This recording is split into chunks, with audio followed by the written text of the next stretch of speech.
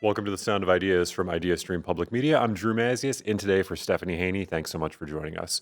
Security cameras in a jail are vital, especially when something tragic happens. But for years, Cuyahoga County Jail had a broken surveillance system due to neglecting to replace its old cameras. County emails show they knew about the issue for 4 years. That, according to new reporting from the Marshall Project Cleveland. This means some families were left without answers about what happened to their loved ones who died in custody. Jail officials say the outdated devices have all been replaced as of this past April. We begin the hour looking at reporting related to the cameras at Cuyahoga County Jail. Then we'll dig into the increased rates of tick bites this year, and to close the show, a book about what the author calls a forgotten natural resource. But first, to talk more about the jail is Doug Livingston, a staff writer with the Marshall Project Cleveland. Doug, welcome back to the program. Good morning, Drew. And if you'd like to join the conversation, we'd love to hear from you, 866-578-0903, or send us an email, soi@ideastream.org. You can also send us a message on Instagram. We're at The Sound of Ideas. Now, Doug, I want to ask right off the bat, what even led your team at the Marshall Project to look into these cameras in the first place? Sure. So, like other media outlets in the Cleveland area, we regularly request video and documentation when anything bad happens at the jail. Sometimes it can take a very long time to get those records. We have seen cases where the video feeds, so they have fixed cameras and they have body cameras. Typically, the fixed cameras, that feed might come out first. And we would look at those feeds on some of these recent deaths inside the jail, and the feeds look fine. You could follow people all the way throughout their incarceration. But some of the more recent deaths, we noticed that the footage was choppy and something was wrong here. And local media would report when those feeds came out that it was choppy or erratic footage. But we wanted to know a little bit more about what was going on, since cameras and the jail is not an open place. We've asked a few times in the past couple of years to get in there and take a look, and the county has said, no, we're not allowing media in here. Let's paint a clearer picture of what you mean when you say choppy, the footage. What exactly is happening when you're looking at this video footage? Can you describe for our audience members what that looks like? Sure. So inside the housing units and throughout the jail, you'll have ceiling-mounted cameras. And in the footage we saw that was problematic, you'll see a corrections officer, a nurse, somebody with a mop, and they will walk into the frame, and then it'll just pause. The frame will pause, and that person will either disappear or they'll reappear on the other side of the pod. How much time passes, we don't know. Yeah. These surveillance camera feeds don't have a timestamp on it. So we don't know if a minute passes, a few seconds pass. So it's really hard to hold people accountable to their actions when you can't tell what they're doing, let alone how long it took them to do it. And to get into the kind of nuts and bolts of this, these are ceiling-mounted cameras that you would see anywhere in a store. We're talking maybe a big box store would have something very similar. And can you talk more about the system that was broken, as we've been saying, that was inside the jail? Sure. So after the first two deaths in which we received camera footage that was choppy, we asked what was going on here, and that was Michael Papp, who died in July 2024, and then we got footage on Nathan Kinney, who collapsed in the gym on the 7th floor in March 2025. And we asked what was going on here, and the county said, well, this is a motion detection issue. And so we started asking around a little bit more to see if anybody else knew anything about this camera, because some of the cameras worked, some of the cameras didn't. And so we did find some internal emails dating back to a use of force incident in which the Internal Affairs Unit for the Sheriff's Department was investigating a corrections officer for putting a chokehold on someone. And they wanted to move forward with charges, but they needed to describe why two cameras in the same booking area one caught the excessive force and one did not. And so they needed to explain that. And really the explanation came down to one camera was a newer model and the other one was an older model. And they were made by separate companies. And the older model cameras, of which there were 111 in the jail at the time, those older model cameras were not communicating with the video storage system. So when those cameras would freeze, that was basically a communication issue between the camera and the storage unit. So to go back and look at an investigation, if something tragic happens, if someone dies, you're out of luck. Investigators are out of luck looking at that footage. Yeah, for years, this footage was sometimes reliable, was sometimes not. It was a roll of the dice, depending on whether you were in a pod or in a place inside the jail with a camera that was newer and it was communicating and transmitting that footage. And in a lot of these instances, a supervising officer will show up on scene after an emergency is called, and they'll be wearing a body-worn camera. And that body-worn camera is great because it captures, the response to the medical emergency, but it doesn't catch the cell checks. It doesn't catch the treatment, the conditions that led up to the medical emergency. And we found that in the past 3 deaths inside the Cuyahoga County Jail, maybe many more before that, but the state can't tell us, the county never turned over that body-worn camera footage to state inspectors who regularly come in to do the after-incident reviews. And so all they had to rely on in many of these cases was this choppy surveillance footage. And I know in Jennifer Wade's case, we asked the state inspectors, well, they just released body-worn camera footage on this. What did you have this when you made your review? And they said no. And now that they saw it, now that the county released it, nearly a year after Jennifer's death, the state said, okay, we're going to go back and take another look at this because we didn't find anything wrong before, but this new footage is troubling. Yeah, and talk a little bit more. We've kind of alluded to a couple of the names, a couple of the investigations that are happening, but Michael Papp, Jennifer Wade. Can you talk a little bit more about those individuals and why those deaths in particular are playing such a big role in this story that you're doing? Sure. So Michael Papp's death was one of the more egregious in terms of the number of errors that the state found. He was booked into the county jail in July 2024. He spent about 20 hours in the jail. He was put into a psychiatric seclusion cell inside a housing unit, which means you're inside a locked door. But he was actively using drugs that he had brought into the jail with him that they did not find on him. He was using it in the holding cell. And we don't know how long he was laying on the floor of his cell. Because, again, that footage shows the officer open the door, doing the rounds, but then just disappearing when he opens that door. He opens Michael's door, and the officer just freezes and then disappears. And so we fast forward almost a few months later in February 2025. Jennifer Wade is in the mental health unit in the women's jail, and she is found on the floor. And corrections officers say she's often pretending to be asleep or not communicating, but she was suffering congestive heart failure, and we don't know how long she was on the floor or how often those officers were checking those cells because again the footage is freezing as soon as the corrections officer kind of walks into the frame, and then the last death happened a couple weeks later. Nathan Kinney. The state had found that they had neglected his medical care. He did not receive the follow-up care that he was supposed to get based on the assessments that the jail medical staff gave him. He collapsed on the floor of the gym. Again, he's dribbling the ball, then he's on the floor, then all of a sudden a corrections officer just magically appears next to him in the frame, and so you kind of lose that continuity of what happened. And again, sometimes it's what led up to these incidents. Sometimes it's the response to the incidents that the state really takes issue with, but impossible to tell without the footage. If you're just joining us on The Sound of Ideas, I'm speaking with Doug Livingston, staff writer for the Cleveland Marshall Project, talking about surveillance system at the Cuyahoga County Jail that's broken. If you have questions, 866-578-0903, or you can send an email, soi@ideastream.org. We've already alluded to the body camera footage that is sometimes requested by investigations that officers are wearing, but you've said there are examples of them not giving it to the state for these investigations.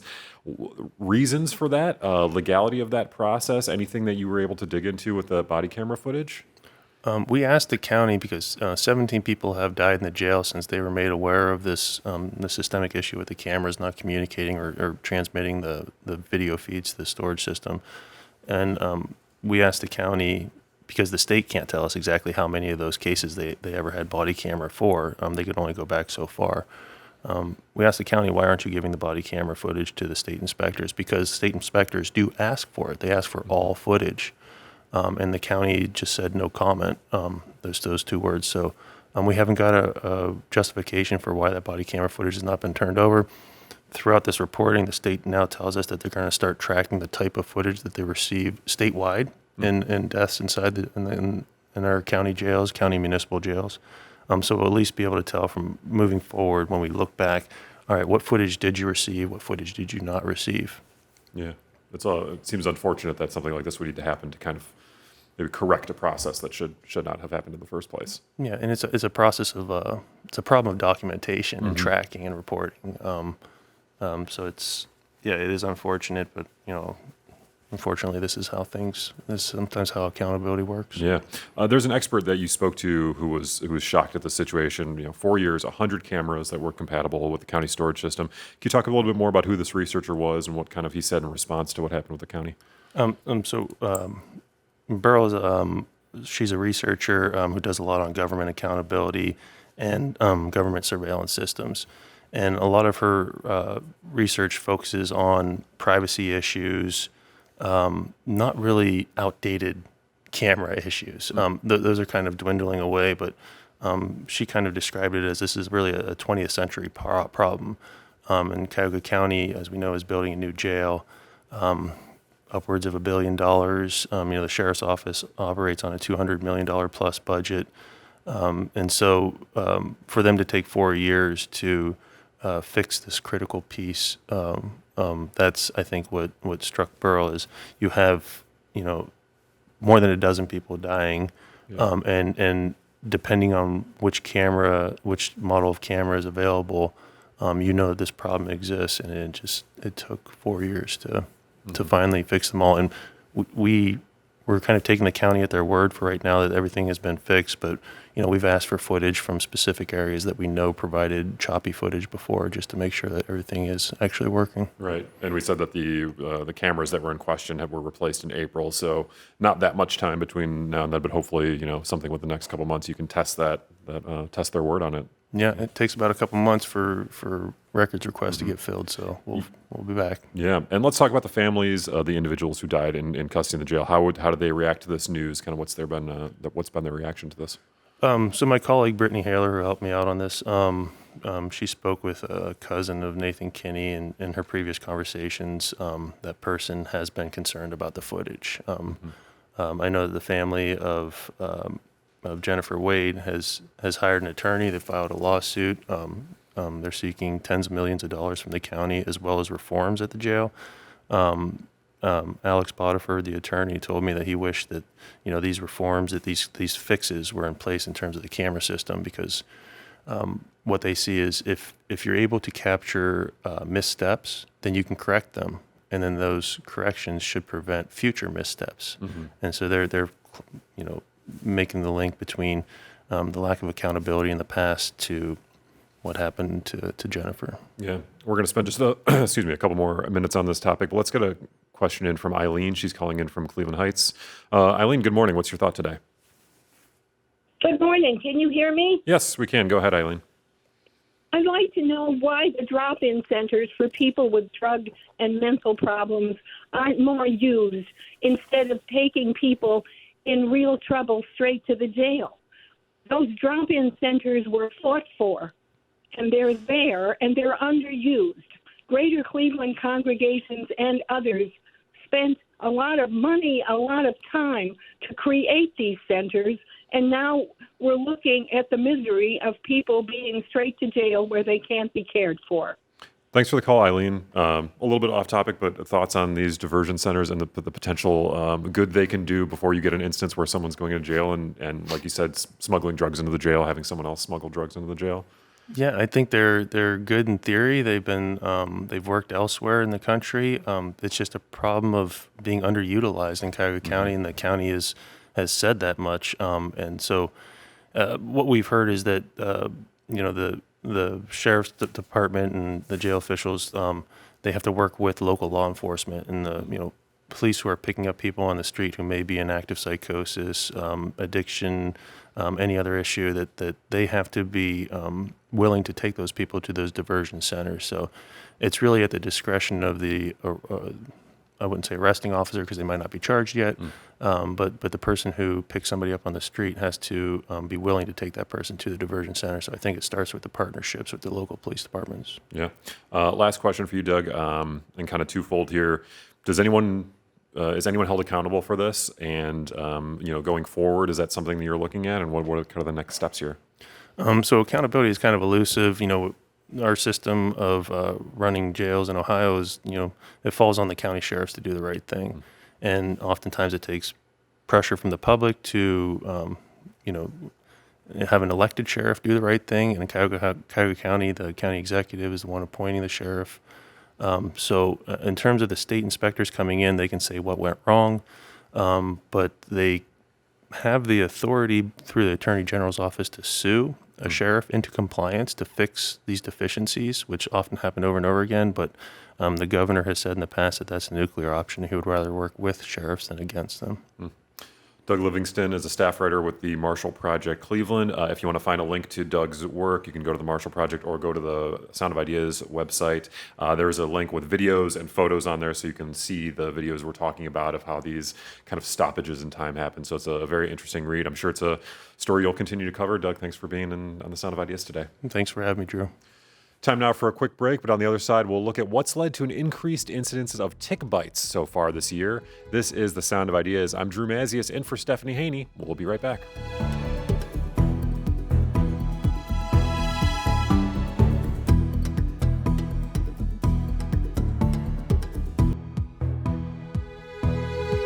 You're with The Sound of Ideas from IdeaStream Public Media. I'm Drew Mazius, in today for Stephanie Haney. Thanks so much for staying with us.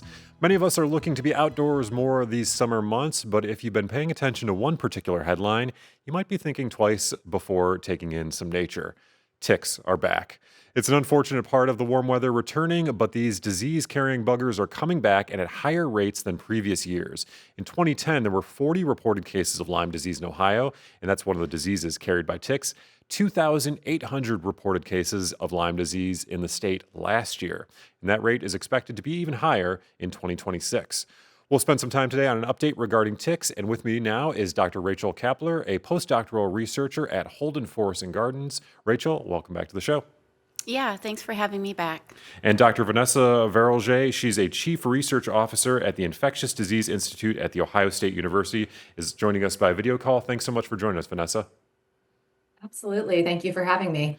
And if you'd like to join the conversation, call 866-578-0903, or you can send an email to soi@ideastream.org. Now, Rachel, we had you on the show last year to talk about this very subject. Can you just give us a sense of how things have progressed from 2025 to 2026?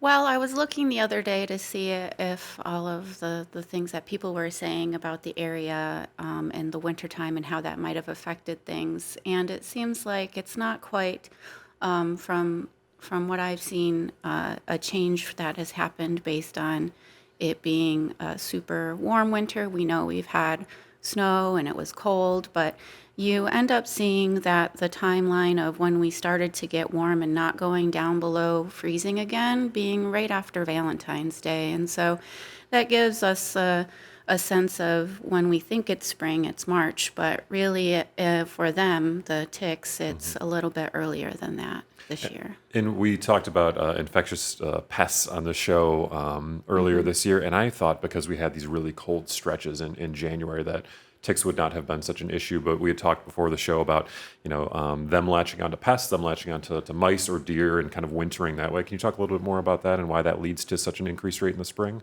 Well, when we have them being able to find spots within nature where they can stay warmer than what we experience when we go outside, you can find that the cold snaps won't take them down quite as much.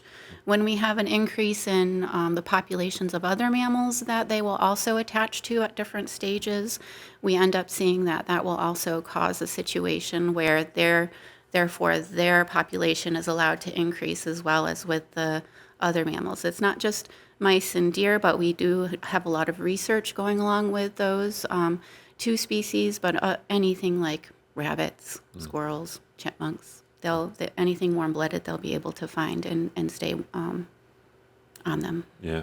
Vanessa, Buckeye Tick Test is in its second year. Why was there a need for some of you and your colleagues to kind of get this service going and track ticks across Ohio?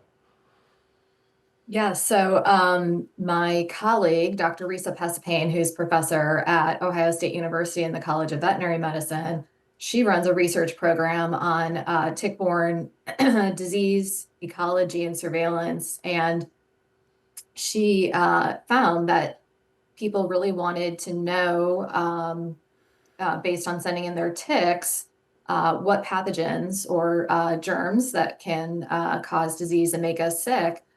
They wanted to have that reported back to them. So we worked together through the Infectious Diseases Institute to stand up the Buckeye Tick Test to serve that need for individuals and communities. So this helps people with their individual decision making so that they can better understand their exposure risk, being able to have very useful, accurate information to take to their medical provider or veterinarian. And also, these results we report back to the Ohio Department of Health. So this contributes to statewide surveillance and public health preparedness. That's great information. Can you tell about where you've been collecting ticks from? People are mailing them into you. Just kind of explain that process and where they're coming to you from throughout the state. Yeah, so far we have processed more than 6,000 ticks, and we've received ticks from 86 out of 88 counties in Ohio. We've also received ticks outside of Ohio. So we've gotten ticks from California, Florida, all over. And the ticks that we're receiving from Ohio, we have 5 medically important ticks here in Ohio, and this includes the black-legged tick, also known as the deer tick. And what we're seeing right now is that statewide, 1 out of every 5 adult black-legged tick is now carrying the bacteria that causes Lyme disease. And in some areas, that rate is even higher, to close to 1 to 2% based on research from RISA's research laboratory. Now, Rachel, this black-legged tick, the deer tick, I know it was increasing in prevalence in the southern parts of the state, but I know we're seeing it all across Northeast Ohio now too. Can you talk about this trend? Do you think that's a trend that is continued to grow in coming years, seeing this black-legged tick all over Ohio? I do in the very long term. We can see over many decades that the temperature has been different as we move northward. And with that comes the change in your species that will be able to persist in those climates. And so it's also a prevalent, not just because of that, but with our deer populations moving around, we can expect that it might take its time, but it will be able to spread where those deer populations are as well. If you're just joining us on The Sound of Ideas, we're talking about the increased prevalence of tick bites this year. 866-578-0903 is the number to call if you have questions or comments. Again, 866-578-0903, or send us an email, soi@ideastream.org. Again, soi@ideastream.org. Rachel, anecdotally, your experience finding ticks this year, and where have you been?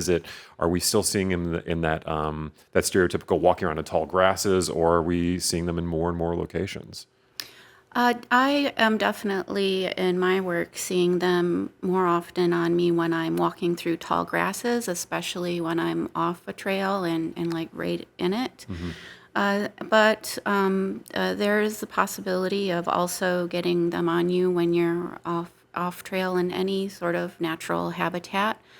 I'm not quite certain just how prevalent you would see them in urban areas. I'm not privy to that kind of research, but it's definitely something that I've noticed being not only in the tall grasses, but also in the forest in general. So whenever you're out there for the day, to come in and take a look at your clothes and do a tick check, it's very important. Yeah, let's get to some of those precautions in a minute. But before we get to that, Vanessa, if someone finds a tick on them, step by step, what should they do? What's a proper procedure for getting a tick off of you?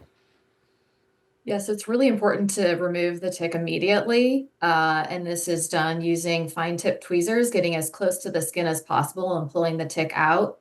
And definitely do not use Vaseline or try to burn the tick off. It won't help it release its mouth parts out of the skin. So really using those tweezers to just gently pull the tick out. The tick should then be placed in a container or plastic bag. You can put it in the freezer or add rubbing alcohol or hand sanitizer until you would be ready to submit it. If you would like to get it tested through our Buckeye Tick Test Laboratory, you can just visit our website, which is buckeyeticktest.osu.edu. And there you can place an order and then mail the tick into our laboratory. And from there, we will identify the tick and test it for those specific pathogens to that tick species. So that's what really sets our laboratory apart, is that we are matching the test to the tick so that we're giving you the most accurate information possible and not overinflating your risks. So the cost for the tick test is $50, and it comes with expert interpretation and a report and a picture of your tick within 3 business days. Put it in your photo album. Yeah. In terms of Lyme disease, that's kind of the big thing that we're talking about here. It's very serious. What are some symptoms, warning signs that if you've been bitten, how often or how soon would you be able to feel symptoms? Vanessa, can you weigh in there? Yeah, symptoms can be anywhere from 3 days to, I think, even about a month afterward. There's typically the bullseye rash that is can be very common, but it's not always present.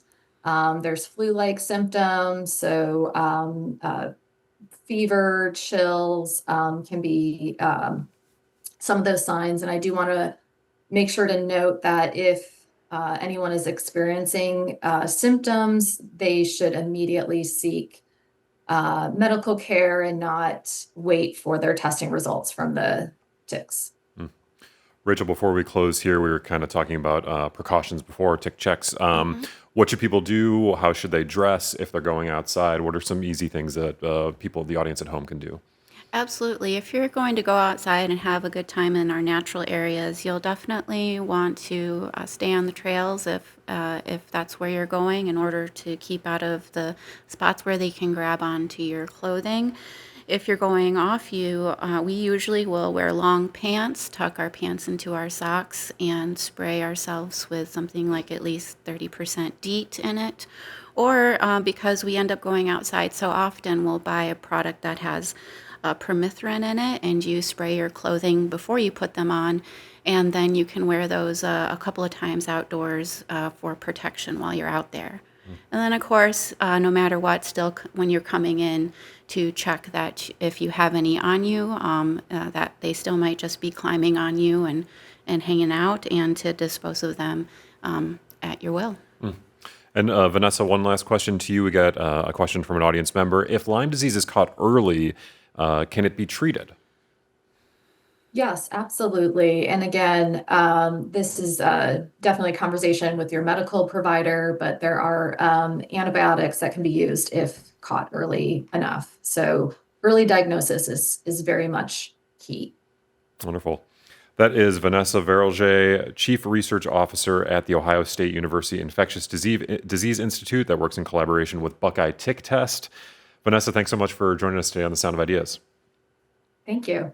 And Dr. Rachel Kapler was also here, a postdoctoral fellow at the Forest Health Collaborative Coordinator at Holden Forest and Gardens. Thank you so much for joining us today as well. Yes, thank you so much. Time now for another quick break, but when we come back, we'll seek some shade on this hot day. This is The Sound of Ideas. I'm Drew Mazius. We'll be right back.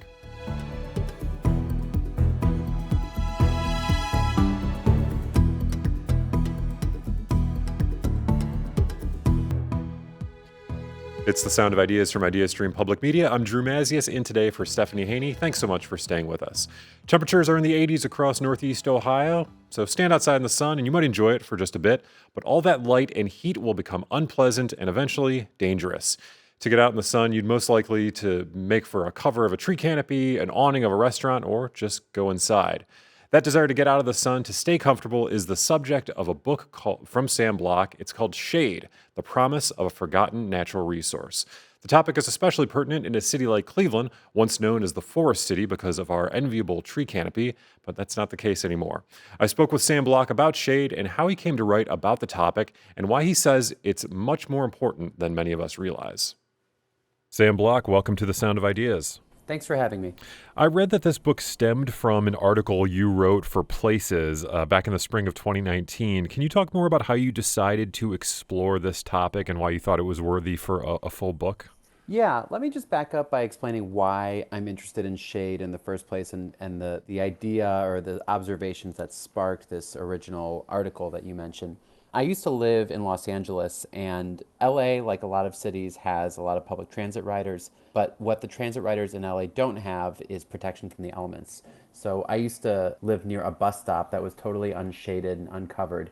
And I would notice riders waiting for their ride in the morning, standing behind, bus signs and telephone poles, just in these little slivers of shadow, anything they could do to get out of the sun. And that didn't seem right. It didn't seem dignified. It didn't seem fair. And as I came to learn, it was probably unsafe too, just because of the risk of heat. So I ended up writing an article about the situation in LA, but because of the sort of climate implications, the fact that LA is not the only city that is going to have to deal with heat in the future, I ended up expanding this article into a book that was really driven by two sets of questions.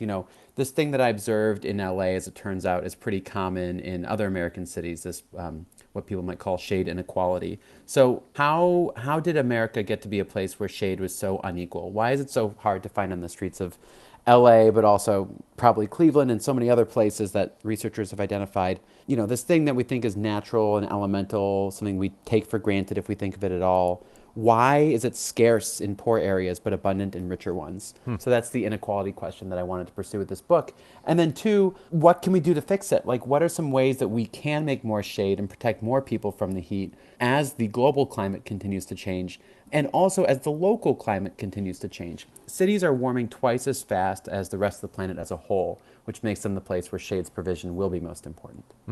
And I've been telling people that I've been reading this book, and they kind of just look at me and they go, shade. I say, I'm reading a book about shade, and they kind of don't know how to respond. And I find that to be very interesting. And I like that you said that it's something that's taken for granted. It's a resource that's taken for granted. It's almost an invisible thing that we don't think about until we're standing in the sun and we're squinting and we're overheated and we're hot and we're getting agitated. I just think it's an esoteric concept that is dug into in a really fascinating way in this book. Yeah, thanks for the compliments, but also to just sort of address the sort of or confusion effect. I mean, I think there are two things about shade that sort of make it an elusive topic or something that might be strange to wrap your head around. One is just the ephemerality of it, right? I mean, over the course of the day, shadows grow, they move, they change, they shift. Really pinning it down in a permanent way is so unlike the way we think about city design and urban planning, which tends to be very fixed and permanent and made from concrete and lasting forever. Things like a puddle of shadow that you just sort of escape from the day's heat from, that comes and goes, and so it can be a lot harder to kind of think about it in a again, permanent way.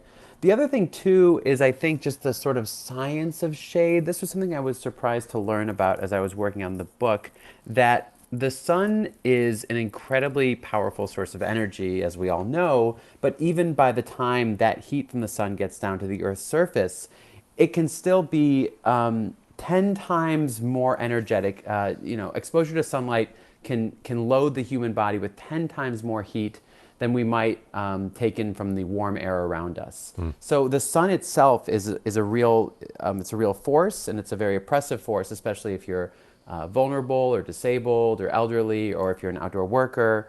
And the feeling of relief that we all know when we get into shade, right? That's just kind of like turning off this microwave effect.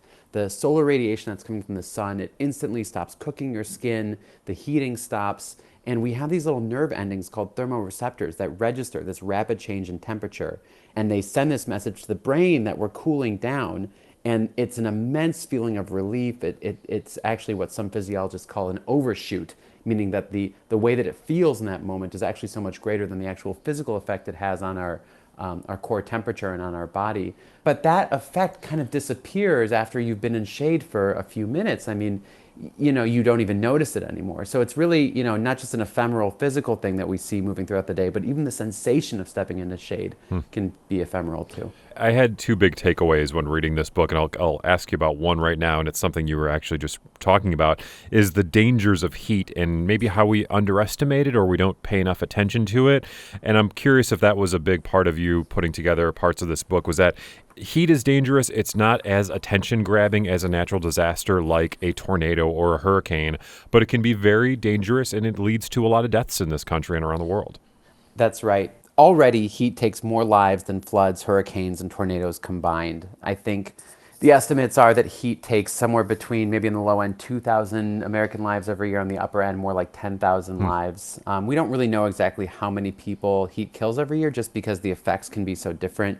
You know, it doesn't just have to present as a high body temperature. It can also be like a stroke or a heart attack or other sort of symptoms that are pushed over the edge by the heat strain. But I think, despite the fact that heat is the most lethal sort of a climate threat, those fatalities can go unremarked because the danger of heat is itself invisible. I mean, there's no twister that uproots a neighborhood, no flood that sucks it underwater. There's not billions of dollars in property damage. Heat's imprint is seen in empty streets, work slowdowns, cognitive decline, and hospital bills. And then when autumn comes and the temperatures come back down to earth, there is no visible trace, really. The other big takeaway I had, especially over the first couple chapters, was how we've gone so wrong in our building of cities. Shade, staying out of the sun, was something that have been considered for millennia, back to Mesopotamia and ancient Rome. But over the last several centuries in this country, we've moved away from that, thinking that sunshine is something that we should be embracing. That's right. Now, in my book, I talk about ancient cities spanning thousands of years all over the globe. I spend some time in modern-day Iraq, or what was then ancient Mesopotamia, one of the cradles of civilization, where an archaeologist told me that the whole reason cities existed was for the creation of shade. I mean, just the walls and the buildings themselves giving you an opportunity to get out of the sun must have been just hugely important for people, just the sort of itinerant villagers and farmers who were otherwise being mercilessly roasted by the sun thousands of years ago. You know, I talk about the Mediterranean, Southern Europe, where there are cities that have covered walkways called arcades, or where they hang shade sails in the street. All this is because these cities are built around pedestrianism. You know, they were built hundreds, if not thousands of years ago, before we had cars, and the only way to get around was really on foot. And in those climates where it's sunny year-round, you really do need that shade to ensure that you can just even go outside in the first place. Now, in the United States, we obviously don't have that same climate everywhere. There are some parts like the Sun Belt, but we still have, compared to Europe, pretty hot and humid summers. And you would think that shade would be a bigger deal just for enduring that kind of heat and enduring those seasons. But in the book, I talk about three sort of factors, I think, that really kind of change things for shade in the United States. You know, the first one is just the invention of air conditioning, and that really can't be overstated. Air conditioning completely obliterates shade as a cooling tool. Air conditioning does something that shade can never do, which is take hot air and move it somewhere else, expel it. So it creates these chilled indoor environments. And honestly, once architects and engineers figure out that they don't need to do things like have window shutters or overhanging eaves, or even design with natural ventilation, or put blinds on windows, that there's just this machine that creates all the cooling, a lot of the constituency for shade, you might say, disappears. Cars are a huge one. Part of it is just the way that we experience cities now. You know, most of us are just in these little climate-controlled boxes. We don't really have to deal with elements in the same way. But also in the early 20th century, when urban planners were designing cities and trying to make them efficient places, they were beholden to the wisdom of traffic engineers, who just demanded wider roads that narrowed away the sidewalks. And as they shaved away those sidewalks, they also shaved away spaces for things like awnings and trees, and shade just become rarer and harder to find on a lot of the main streets. And then you sort of allude to this. I mean, in the 20th century, there really is this ascendant belief in sunshine as being this all-powerful, health-giving, germicidal star. You know, those same urban planners who were designing cities to be more efficient for cars, they were also designing them to be sunny because they believed that shadows and daytime darkness caused tuberculosis and encouraged crime and depression. So urban planning as a field rises, you might say, to eradicate shadows from cities. And today, solar access is just kind of baked into American urban design. Now, climate change is kind of the existential threat that underpins a lot of this book. Our CO2 emissions, particularly as it pertains to air conditioning, keep growing. I don't think we can understate just the irony and honestly the danger of our desire to cool our environments being such a contributor to climate change through greenhouse gases. Was it difficult to try and capture that danger, that irony, and that kind of odd relationship we have with trying to cool with also making the planet hotter in a way?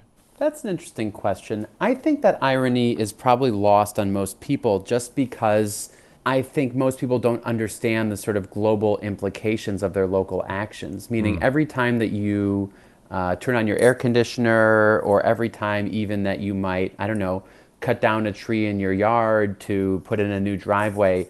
You just think that you're doing something to benefit yourself in the short term and that it's just about your needs.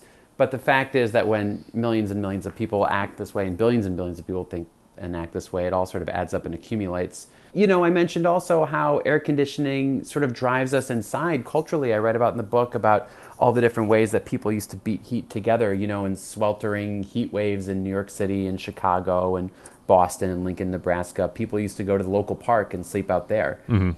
So there was this sort of shared awareness of heat and climate that today, you know, we can basically just turn off when we go inside. So I think when this question you're asking about the irony of creating cool conditions indoors at the expense of ever more hellish conditions outdoors, I think it's easy for a lot of people just to divorce themselves from that reality. And it's also hard to change your behavior. I mean, we live in an air-conditioned world now. If you were to go to work in your short sleeves and start sweating because you didn't want to use air conditioning, people might look at you like you're a freak. Yeah. But, you know, in my book, I try to talk about other cultures and other places around the world where that's kind of normal. And it's that kind of thermal discomfort, as someone puts it, that we're probably going to need to have a lot more of if we have any chance of not, you know, burning the planet to death. There's also this interesting narrative about shade bringing people together, and you just alluded to that, and how as a society we used to come together to cool off or to gather in places, and how,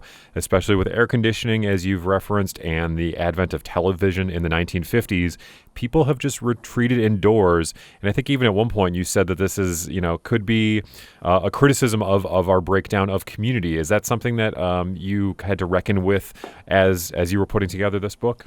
Yeah, and it's something that I still see, I think, even in just in my day-to-day life. You know, there's lots of really good writing and essays at this point. There's sort of a body of literature about air conditioning contributing to a sort of lack of social cohesion or encouraging social fissure.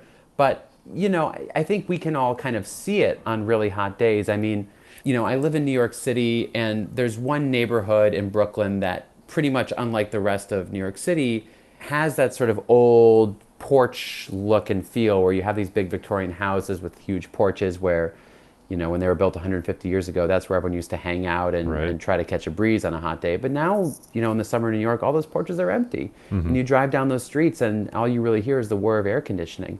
You know, put another way, earlier this summer, it was actually on the very first weekend of summer, my almost 2-year-old son and I were trying to go for a walk just because it was summer and we'd spent all day inside in air conditioning trying to stay cool. But the streets of normally bustling Lower East Side neighborhood were pretty much deserted. And, you know, I think that's one, because of the heat. There was an unusually humid and sticky heat wave that had descended on the city that weekend. But I also think it was because the public health guidance at that point was stay inside and stay cool with the air conditioning.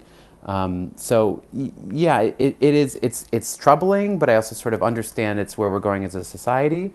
Something I'm trying to do with this book is to say there are other ways of thinking about heat and other ways of coping, and they just so happen to be ways of coping that we do together. And before we wrap, I do want to touch on some of those forward-looking solutions. But let's talk about redlining for a bit, because I think that resonates with people here in Northeast Ohio, and especially within the confines of Cleveland. Can you give me a sense of how things like tree canopy play into these traditionally underserved, you know, neighborhoods of color that you wrote about in this book? Right. So I explained earlier that there are a few reasons why shade has sort of disappeared from American cities. There's the rise of air conditioning, there's the dominance of cars, there's the kind of solar worship or solar fetish in our planning, but there's also redlining. And this is a you know, now illegal, long since banned practice of shutting out certain neighborhoods from access to capital for things like loans or mortgages explicitly on the basis of racial and ethnic composition. So in the 1930s, you know, if you lived in a white neighborhood, it was going to be a lot easier for you to get a loan from a bank to buy a house or to make improvements to your property. But if you lived in a racially or ethnically mixed neighborhood with lots of blacks or Latinos or immigrants, you were basically going to be denied any access. And I spoke to a climate adaptation professor named Vivek Chandas, who has done a lot of research to show how redlining leads to extremely dangerous heat situations today. You know, he lives in Portland, and during a fatal heat dome there in 2021, he took air temperature measurements on different sides of town, and he saw that the formerly Green Line neighborhood, which was historically Caucasian, where people had no problem getting access to money. It was 25 degrees cooler than the poor one on the other side of town that had suffered from that legacy of discrimination and disinvestment. And Professor Chandas has a theory about what happened to these red line neighborhoods. He believes that in Portland and in other American cities like Cleveland, in these places where residents could not take out loans or mortgages, they could not invest in their neighborhood. And because they could not invest in their neighborhood, the real estate value plummeted. And because the real estate value plummeted, the land became cheaper. So when the land becomes cheaper, it attracts large urban renewal projects like public housing projects, like factories, arterial roads, highways, all these things that are hugely dependent on asphalt and concrete, which are materials that don't just pave over trees, but then also hold in a lot of the sun's heat and stay hotter through the day and night. And we probably think of trees as natural, and to a degree they are, but when it comes to their unequal distribution in cities, Professor Chandas would argue that there really is nothing natural about that. Sam, as we start to wrap, I wonder, where do we go from here? The climate is changing fast. Cities are getting hotter. Our reliance on air conditioning is growing. There's more sprawl every single day, more demand on these agricultural workers that we didn't even touch on. What are some solutions you can highlight? Because there's a lot of troubling trends as we look ahead. Right. I think I want to talk about two things that we can start doing or start thinking about, particularly in cities when it comes to shade and protecting ourselves from rising temperatures. The first one is that I think we still think of trees as an amenity or a nice to have, something that volunteers sort of take care of. But I try to argue in the book that we know by now that trees really are the most effective tool we have against lowering temperatures. And if we're serious about trees as being our first line of defense against climate change and rising temperatures in cities, then they can't just be this lightly supported, nonprofit-driven passion project. They really have to be funded and planned for like proper city infrastructure. You know, in Los Angeles, where I did a lot of my research, I think maybe a third or a quarter of 1% of the municipal budget goes to planting and caring for street trees. You know, if we can just raise in cities across America the budget for trees to above 1%, maybe even 2 or 3%, sort of on the same level that we fund other forms of infrastructure like roads and sewers, then we may have a good fighting chance at spreading tree canopy and getting it in the ground in neighborhoods that don't have them. So that's the first thing. We just need to start thinking about trees differently and funding them accordingly. The other thing that I think is really fascinating that I'm starting to see cities do in Europe, but also in America, is they're starting to de-pave roads and planting trees in underused parking spots. Now, this is a really important idea because it does two things. First, it mitigates climate change. So it discourages car use, which we know is a huge contributor to greenhouse gas emissions. I think the transportation sector is responsible for at least 20% of GHG emissions. So the less we drive, as horrible as it is to say, the less we drive, the better it'll be for the planet. So by putting trees in the road, you're encouraging people to get out of their cars, and you're encouraging them to find other ways to get around, like walking and biking. And then two, you're not just mitigating climate change when you do that, you're adapting to it too. So when you start planting trees in the road and you start shading all these streets, you're lowering the temperature and you're cooling them. So you have this sort of virtuous cycle of attacking the root cause of climate change while at the same time adapting to it. Because even if we planted millions and millions and millions of trees today, the temperature of the planet would still continue to rise. That's the voice of Sam Block, the author of Shade, The Promise of a Forgotten Natural Resource. A fascinating book. Sam, thanks so much for talking to us on The Sound of Ideas today. Thanks so much for having me. It's been a great talk. That was my conversation with Sam Block, whose book Shade is out now.